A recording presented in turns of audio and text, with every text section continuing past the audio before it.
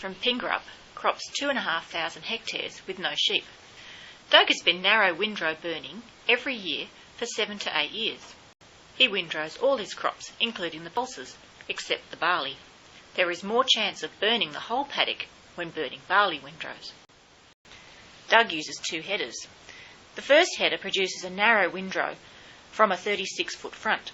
This windrow reduces the amount of paddock burnt, but this windrow also tends to be quite compact and harder to burn if the conditions are not right.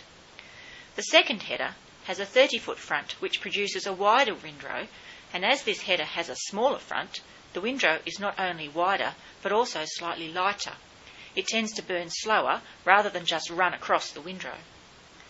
Doug finds that the wider windrows burn better as there is more air getting into the windrow. Doug uses the Fieser-MacArthur Index to give him a guide as to the burning conditions. This scale uses the temperature, humidity and the wind speed to calculate an index. As a rule of thumb, a fire weather index of less than 15 will give a good, reasonable burning result.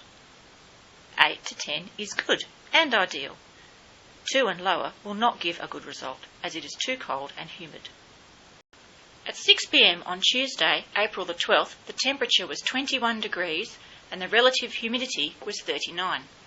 The wind speed was 24 kilometres an hour, making a grass fire index of 10.5. There were wider windrows in this paddock and the fire stayed in the windrows well. This is the burn Doug aims for. At 11 p.m. that night, the temperature had dropped to 14 degrees and the relative humidity had risen to 70. The wind speed had dropped to 10 kilometres an hour. This gave a grass fire index of less than 2. It got a bit cool and the rows did not burn well. Not all the way through, just the top layer of the stubble. Okay, I guess the take-home message from header windrowing is that anybody can set their machine up to do their windrows. I guess the critical part of the whole operation is the actual burning. Without burning your whole paddock, getting enough temperature into your windrows to get most of the weed seed control. You won't get all the weeds out of the paddock with any system because you can't get them all into the header front, but you need to make sure that the ones you get into the header front you do try to control.